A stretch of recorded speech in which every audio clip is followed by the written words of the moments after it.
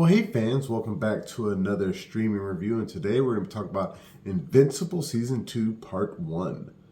So, this is the first half of the second season of Invincible, one of my favorite animated shows. It was released a few months after that special episode we got about Adam and Eve, but this one, set in normal times. It picks up after the brutal ending to Season 1 where Mark finds out that his dad is the Viltrumite and plans to take over Earth, and they get in that big fight, which was memed all over the internet, And I was able to watch this early when it came out. Just getting my review out now. That's how backed up I have been. But following that brutal fight, we're like, so what's going to happen? What's Season 2 is going to go? When are we going to see Nolan again? I didn't think we were going to get Nolan in this season, but of course, there's like pretty much an entire episode dedicated to him, which I'll get to that later. But, coming up with Mark, he's fighting crime again. He's getting back into it. He's kind of like doing his own thing because he, really doesn't trust himself, especially after what happened with his dad. People don't trust him.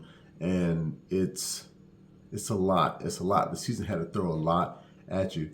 And for the most part, I think they handled well for giving us a part 1 of the season. Overall, my thoughts are this season should not have been broken in half.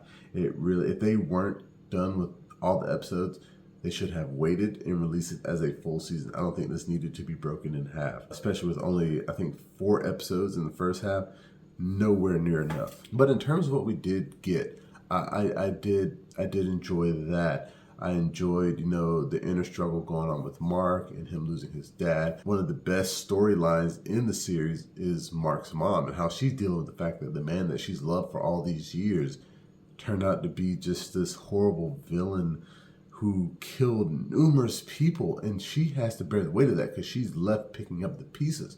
And there's this great episode, I can't remember which episode exactly it is, but she goes to the support group for, the spouses or partners of superheroes who died.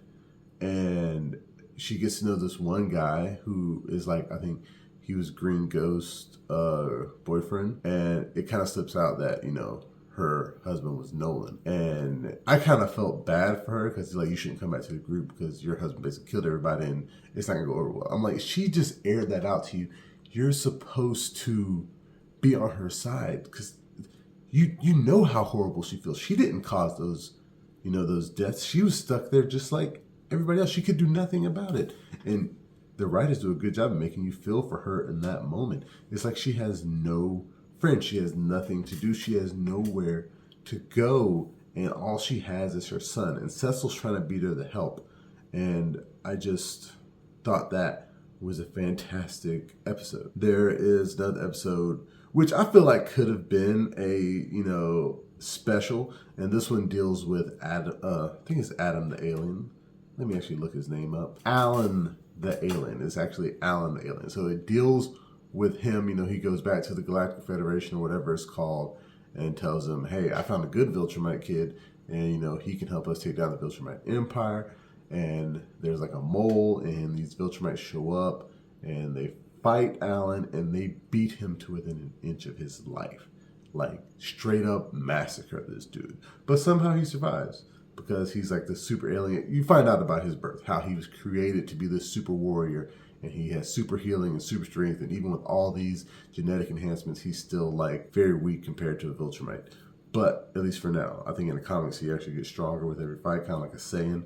But he survives. But I think that's kind of a ploy to sniff out who the mole is, and we'll find out during the second part of Season 2.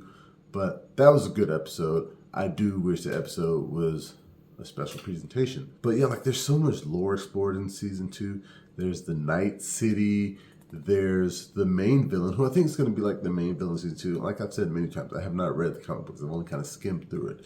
You got Angstrom Levy, who's magnificently voiced by Sterling K. Brown. He's your main villain, and he's like this multiversal adversary because everybody's doing the multiverse now. And I know this comes from a comic where the multiverse is already done, but like I said, he's a multiversal adversary, and his plan, on his Earth at least, Invincible, Omni-Man, they've already taken over, they've already destroyed everything.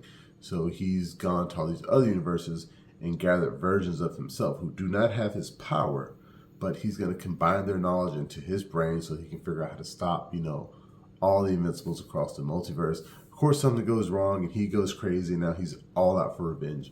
And that's basically all you get, which is why I feel like this season should not have been split into two. I don't feel like we got enough of that character, and like the way he is brought up and then so quickly kind of relegated to a tertiary character, I did not care for. The Mauler twins show up. The Mauler twins are funny. We learn about Duplicate and her relationship with the Immortal. We learn a lot about some of these characters, but like I said, I feel like we should have gotten more episodes. I don't like that I'm having to wait to find out what happens at the end. And not to get too much into spoilers, but of course, like I said, we get an episode with Nolan. We find out what happens after he left Earth. We find out what happens when Mark meets him. And the big cliffhanger is basically that Nolan's been captured by the Viltrumite Empire for not fulfilling his duty. And now Mark's in charge of destroying Earth. And if he does, or not destroying Earth, but preparing Earth for the invasion. If he doesn't do that, they're just going to kill him and kill everybody. So he has to take this information back to Earth. We'll find out in the second half of season 2 if this storyline is finished up or if that's going to be pushed into season 3. Who knows? But for the first half of the season, I enjoyed it. In terms of score, I'm going to give it a good 4 out of 5. And we'll see how I feel about the second half. Once that happens, then I feel like I'll be able to give a complete score for the entire season. But for this part, 4 out of 5. And yeah, I mean, it's Invincible. Come on. Omni-Man was able to show up in Mortal Kombat 1. I wonder if they're going to put Invincible in next. Can't wait for the second half of the season. Hopefully I get it early and I can get that review out sooner. I'd like to thank you guys for tuning in. Remember, you can watch the full review on YouTube and the website, flipfrogllc.com/flixfrog. Remember, you can find us on Facebook, Instagram, Twitter, and Reddit. And please, pretty please, make sure that you like, share, and subscribe. Subscribe to the YouTube channel, Facebook page, anything and everything Flipfrog Books. Make sure that you subscribe. And until next time, I'll be seeing you.